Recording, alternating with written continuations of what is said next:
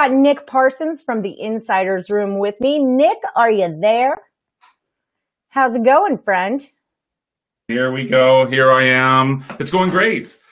It's great to be back here on the show, and I'm looking forward to some of the different things that we have planned. I know that we're planning on having some guests, and that's some of the other handicappers at Picks and Parlays. I can't wait to get going today and give out some more winners.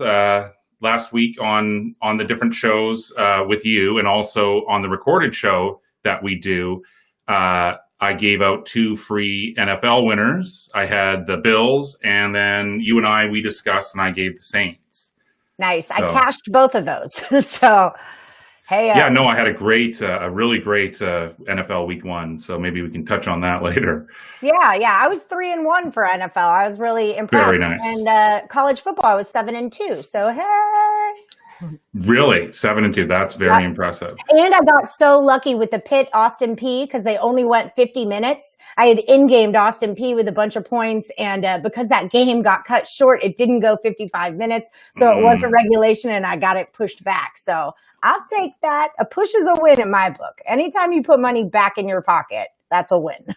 For sure. Yeah, ask me. So a lot has happened since the last time we talked. The Clippers are out of the NBA playoffs. Wow. And the Vegas Golden Knights are out of the NHL playoffs. So that happened. We've got some new games that are going to be coming up. Pretty exciting stuff. But until then, I wanted to talk about, usually we're going to talk about games that happen tonight. But in this case, we're going to talk about games that happen tomorrow night because there's no NBA tonight. So I wanted to talk about the Heat and the Celtics. How do you feel about that? What a crazy first game. I actually had a play on the over. That was one of my premium picks over at Picks and Parlays. Now, that was set at like 209.5 or 210 it opened it at, and then it went down a little bit. That game would have gone over regardless of whether or not it went to the overtime, and then it went to a double overtime. Or did it go to a double overtime? I might be getting confused with the Islanders. Single overtime. Islanders okay, it was double, just, that's right, sorry. But regardless, it would have gone over whether or not it went into overtime anyways. Yeah. But what stood out to me was at how well the Heat played, of course. I mean, this line was set basically at a pick'em. So when I look at this next game, I have a play on the side. And so I'm not going to be looking at that.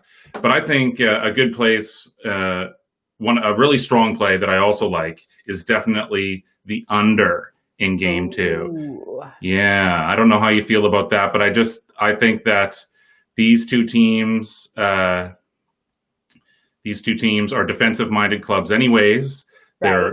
They're, and then just this overtime game where it barely went over the number, anyways, in regulation, and it barely got there in this first game. But now that Boston is down, you saw how well they played defensively against the Raptors, who had a couple of 150-point games in their first series win against the Nets. So Boston can play defense. It's going to be doubling down on the defensive side here. And I mean, Miami, it's adaptable. If you want to play a defensive style of game, it's ready to do that. If you want to get out and run and gun, it's ready to do that as well. So for me personally, when I'm looking at this game, I think it's going to be a slower paced affair. These teams are going to be running half court sets while they're on offense. And so that's what I expect. That's my strongest play, other than my premium selection, of course, over at Picks and Parlays. Of course. Don't forget to check that out, people at home. And people at home, please feel free to comment, ask questions, let us know that you're here, say hi. We always encourage feedback. So we do have a couple of people in the YouTube chat here. D. Bettis, he's wondering about Louisiana Tech and Southern Miss. Now, we aren't prepared to completely I'm not ready for that one about yet. those ones. We're going to showcase 3 different games tonight. Right. But well, also, I was thinking that on Friday we can do have a much more college football heavy show and get ready Great for call. Saturday and also Good get call. ready for Sunday. So Fridays will really be more our football show, and Wednesdays are kind of what's going on with basketball and the other stuff, the other So sports. D. Bettis, make sure you come back for that Friday show. That'll be at 3 Eastern, and we'll make sure to touch on that one for you. So come on back, and we'll have our predictions there for Louisiana Tech and Southern Miss. But Okay, Rycape also, sorry, just one No, go last ahead. thing. He also had a comment there. He just wanted to point out that, Miami is unbelievably 9-1 against the spread in the playoffs right now. Okay, so here's my thing, right? Now, you've heard me for 2 shows go nuts over the Celtics and Brad Stevens. I'm crazier about the Heat than I am about the Celtics, if you can believe that. And I don't even like the Heat. Like, they're not a team that I follow or that I root for, but they've been unbelievable. I can't take my eyes off of them. And I just have this feeling about Jimmy Butler that he picks up the whole team and puts it on his back and they win basketball games. Here's the thing. In the first quarter, they only scored 16 points. And in the third quarter, I think they only scored, maybe that was the 16 points. I have it on here somewhere, I swear. I don't think that's going to happen again. Sometimes they were on a rest because they finished their series early, so they've kind of been resting. And I think a lot of times you have to knock the dust off in that first game. And that's definitely what the first quarter of that looked like to me. Wait, here it is right here. I saw the open at 212. So regulation for me ended on the number, and that's with 18 points in the first quarter, 16 in the third.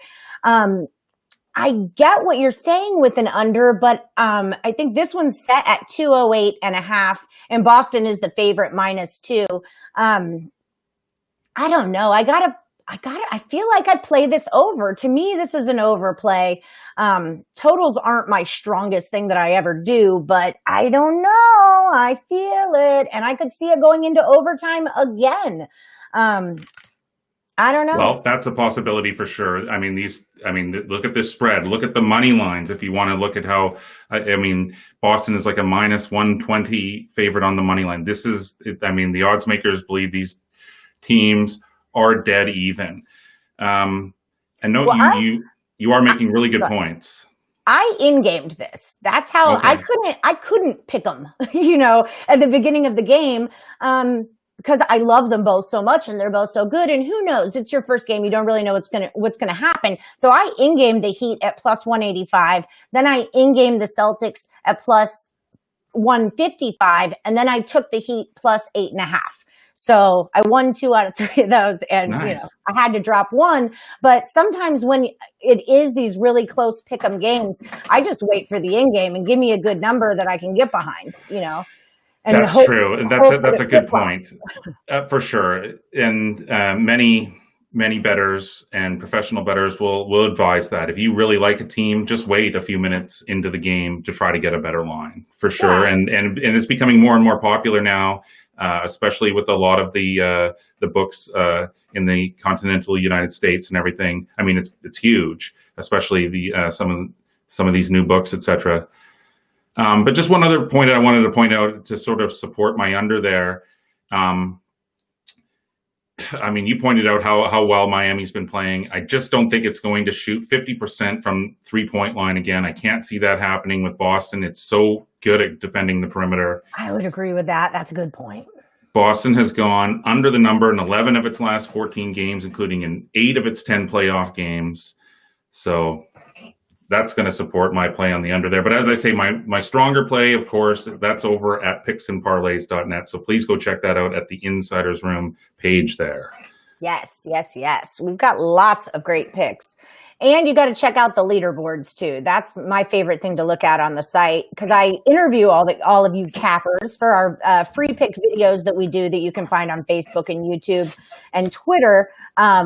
So I like to see where you guys are all at, because I know y'all personally. I wish I could handicap the handicappers.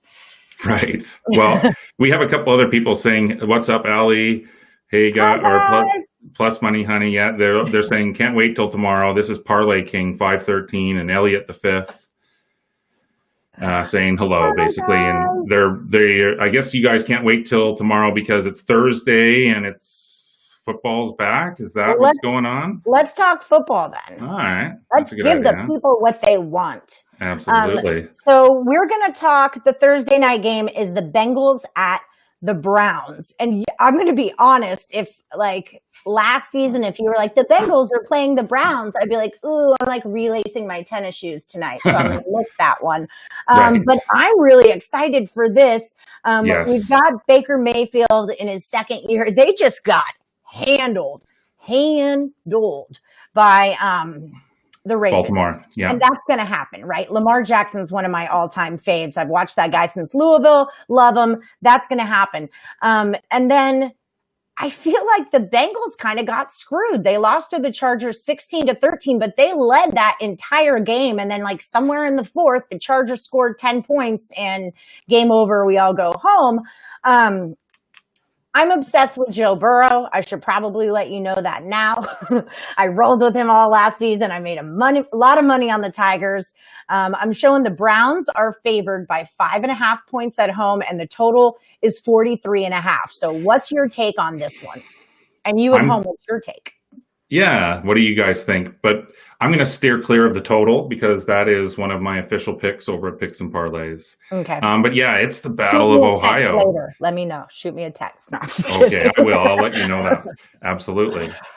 But yeah, it's the Battle of Ohio. Joe Burrow, he knows about this rivalry, of course, growing up in the area. So yeah, no, that was the Browns looked, as you said, terrible. Baker Mayfield, he threw an interception on his first pass of the game. Yeah. Him and OBJ once again looked, just not on the same page. Everything was forced.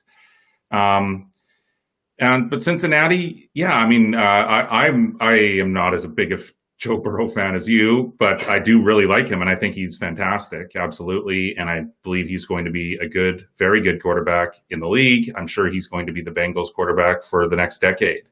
But even he was saying that he felt pretty terrible through the first three quarters, and it wasn't until that final quarter where he drove down the field and put his team in a position to at least tie it there in that final moments. But to point out, he missed 5 long balls downfield, open men, and he completely blamed himself. He overthrew all of those passes, and so that was a little unexpected. But jitters, shakes, his first game, and so you have to, of course, I'm willing to give him the benefit of the doubt, no question. I'm willing to forgive that. But what about Baker? He scores one, and they score 6 points in the first quarter, and they don't do anything else the rest of the game. This is your second year in the league, bro. You were supposed to be a really big deal. Like, what's going on? Is Baker going to? I've heard from a lot of people he's going to be better this year. I told you, Chip Chirimba said take over the win total. What do you think about them? Well, we have a lot of different people here in our chat, and so maybe we can touch on them. Parlay King saying he likes Bengals +6. Rye Cape is saying I like Cincinnati to cover the number. He also leans to the under.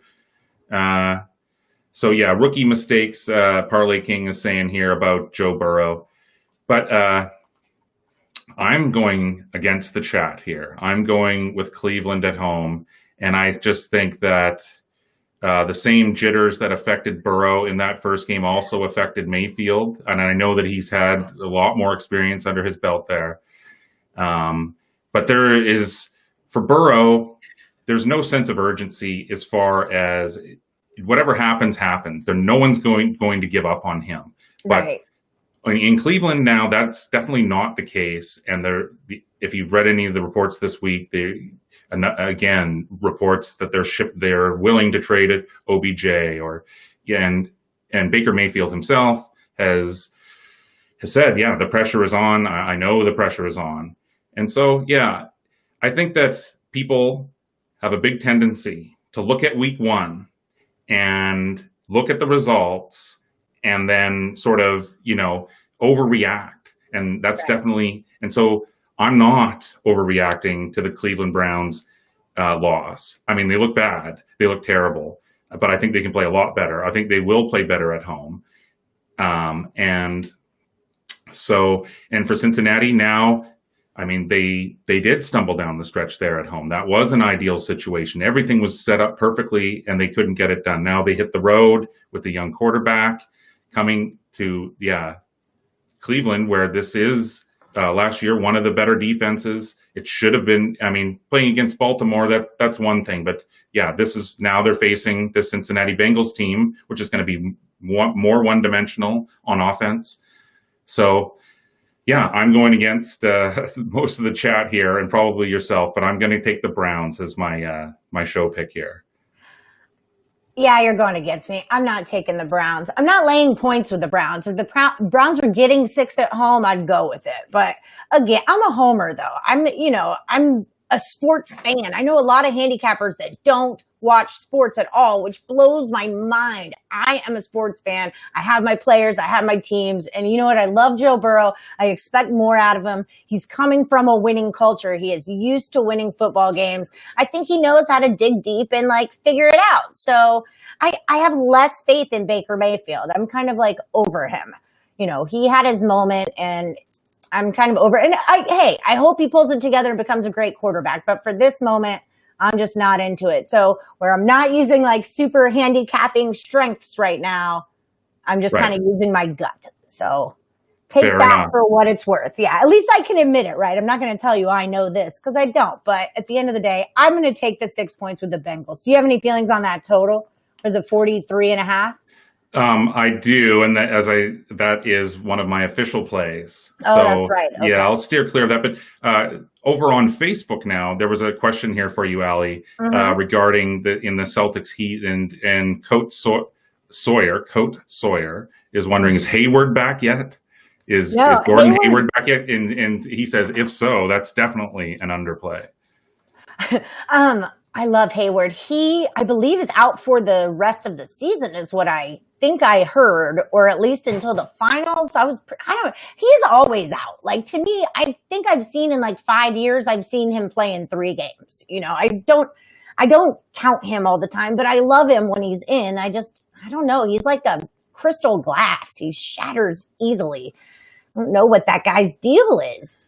Although his injury, that initial injury in the first game of his pro career, I still have nightmares about that. I know. It was such an unfortunate situation all around for everyone in that.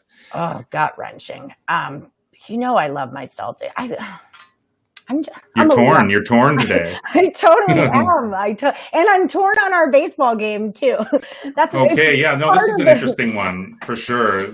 Our final game that we're going to research here. I had the Cubs last night as one of my plays. I was 4-1 overall. That was my 3rd straight winning day in a row there yesterday. Beautiful. On Tuesday. Yeah, and so I was 4-1. I actually hit the Rockies too at plus 150. And I laid the price with the Cubs, and of course, I feel a little bit lucky because they won 6-5, and that was on a. I mean, they had the bases loaded, only 1 out, but it was on a hit pitch that they walked the batter in there for the 6th run. So here we are, Cleveland 26-22, quickly fading out of the playoff picture with only a week and a half to go, basically, and the Cubs surging 29-20. I mean, both teams are hungry. I think. With only a week and a half left, I think it's safe to say that everybody's equally as hungry as the next team. Nobody wants to lose at this point with only a few games left and so much uncertainty, etc. And you got to wonder, how much energy do you have? I mean, they played less than half of their regular games. I mean, and they're about to go into the playoffs.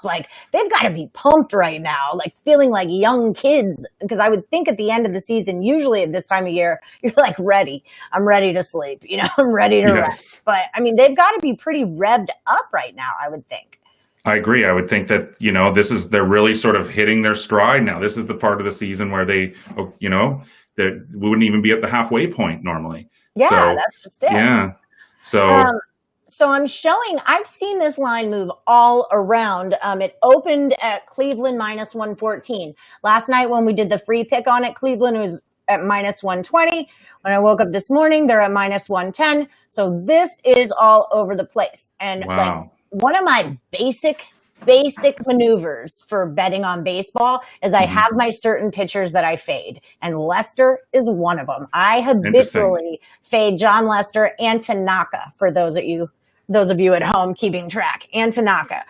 They don't get my money easily, but it's tough because as a home dog, I want to look at the Cubs and be like, crap, the Indians haven't won a game in 7 games. The Cubs are definitely hitting.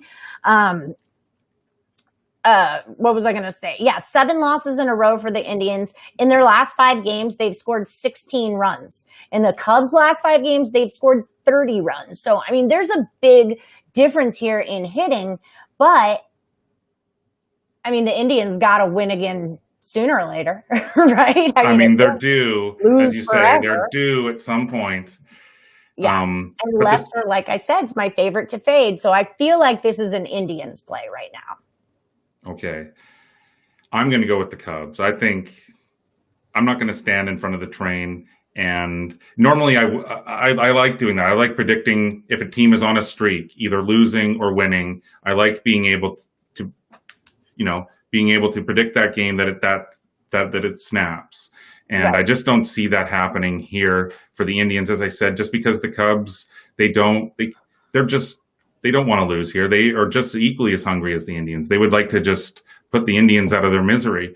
But for me, Lester, when I look at the 2 pitchers between Savale and Lester, I am very wary of these older pitchers as well. And Lester, no question about it. But he if we look at past precedents, he's 8-3 with a 2.90 ERA and 18 career starts against Cleveland.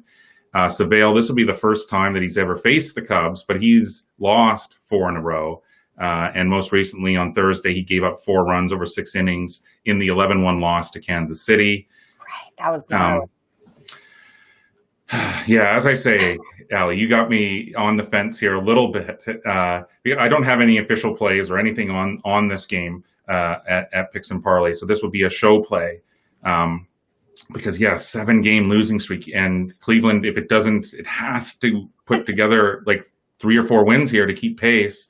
But I don't trust Savale here. I think that Chicago could care less about Cleveland's issues, and would like to just do nothing more than kick this team while it's down, really. And so I'm gonna go against your go against, or I'm gonna go with your go against and go with Lester. And I think it's about -103 on the Cubs tonight. I think Savale is the better pitcher here. I mean, he's got 56 strikeouts and 58 innings. He's got a lower ERA.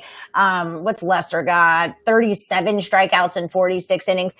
He's older, 5.05 ERA. Here's my thing also, right? Lester is coming off of a good game. He's coming off 6 innings pitched with 3 hits, no earned runs, 2 walks, and 8 strikeouts. I don't think he's going to pitch well twice in a row. I mean, that's a huge sign for me that Lester's coming off of something good. Well, that's not going to happen twice, man. I wasn't on that game. Whereas I call him Savale. Okay, Savale. No, I mean, I butcher people's names all the time. Yeah. I have no idea, but his last game, 6 innings pitched, 7 hits, 4 earned runs, a walk, and 7 strikeouts. That was a rough game. 3-0 in the first 5, 11-1 final for them. I think him coming off of a bad game and Lester coming off of a good game is going to meet in the middle somewhere. Savale's problem is that he just doesn't have run support. I mean, that's the Indians' problem. They have to hit the ball. You got to hit the ball. You can have all the best pitchers in the world, but if your team can't hit the ball, then who freaking cares? What are we doing here? So that's interesting. Then what do you think about the total then, if you were to look at this? Well, what is it? 8.5? Feels like an 8.5. It is. Yeah. Yeah. It feels like an 8.5. Or, I would probably take it over in the first 5. I like it. Yeah. In those, Cubs are 17-12 at home. They are really good at home. But I'd like to check the weather on this one and see which way is the wind blowing in and out of Wrigley, because that is always something I double check before I do totals with the Cubs always check the weather for Wrigley. That's a big one. It is the Windy City, right? They like call it that for a reason. Yeah, they don't release the totals till the mornings either. Yeah, there have been games, tons of times, where you're waiting for a Cubs line to come out and you're like, they're not playing. Why don't I have it? Because they're waiting to see what the weather's going to be like. That's what's going on there. In the last 5 games, in the first 5, the Cubs have scored 15 and the Indians have scored 8. Right. So Elliot 5, they're getting a lot of interaction on YouTube, and he's definitely thinks Indians team total under. Mm-hmm. Most of these guys are supporting some of your views here online, and they're being extremely complimentary here. But Elliot the 5th thinks it's Indians 4, Cubs 3, not windy today, so it's not windy. And it goes under. Or the wind is coming in, not out. So, that would lead to unders more, too. So, Yes. So, under, wind is coming in. We have a crappy John Lester who's going to be really trying. We have a crappy Savale. I mean, I could see an under here. I like it. I like your reasoning. Yeah. Can the Padres win? Yeah. Padres can always win. Rycape is giving good advice here. Never take unders for team totals. He believes only the overs. All right. That's a good tip. Yeah. That's a very good tip. Huh. Well, I don't know if I don't know what I'm going to bet on that game. I don't know if we came to a consensus there or not. I think that the consensus over at YouTube is they like that under. Okay. Yeah. All right. What do you mean, can the Padres win, Raymond Reddington? Of course the Padres can win. I love to in-game the Padres. I love them to get down a run, and then let me jump on you, and then let the other team's bullpen crumble to the Padres and Tatis Jr. Right. They kind of remind me of the Boston Bruins in the regular season. They would go down by a goal or two, and then that's when you would live play them for plus money, and they just were the comeback machines all during the regular season. But very similar in that in what you're talking about. Yeah. So Ellie, on Friday we are going to definitely review that Southern Miss game. Yes, and we're going to review a few other football and perhaps even talk about some NFL. Yes, I'm all for Football Friday. And you guys, if you have Friday. On Wednesdays and Fridays, if you guys have any picks that you want help with, or any questions, or anything you want to hear us talk about, feel free. Tweet me at +moneyhoney, Facebook me at Allie Burns, get on Nick the Insider Room. Let us know what you guys are going to want to talk about, because I'll cap some stuff for you. I'll cap it out and let you know what I got. We'll get Nick to cap for you. So, did I go away? I feel like no. I mean, that leads perfectly into the NFL. After week 1, I was 5-1 with my week 1 picks. I'm also in the Westgate Super Contest. I went 5-0 with my Westgate Super Contest picks in week 1. So there's like 500 people entered in that. 25 other people went 5-0. So I mean, it's 18 weeks and anything can happen. But it was a great start there all around for my NFL picks. So I. At least in the early going here, I feel like I'm getting a really good read of the board. And so, for this Friday game, I can't wait to talk about college football, some of these different ones, and also perhaps a little bit of NFL as well. Yeah, my man is in the Circa contest, the last man standing, and they went 4-1. He's teamed up with another guy, but they went 4-1 last week also. So maybe we can... Wow. We can do a little consensus with our contest picks and see where we all lie, what Absolutely. So you guys come back on Friday, and El Negrito and Rosarito. I hope to see you on Friday as well. Everybody. And I'm looking forward to seeing you too, Allie. And perhaps next week we can have on a few of the cappers from Picks and Parlays. And we could have, at least one other guest on, and that would be something different and fun to do too. Yeah, absolutely. Absolutely. All right, okay. Guys. We'll see you on Friday at 3 p.m. Eastern right here at Picks and Parlays Live Cap with Allie Burns and Nick Parsons from the Insiders Room. Y'all have a good one. Make lots of money.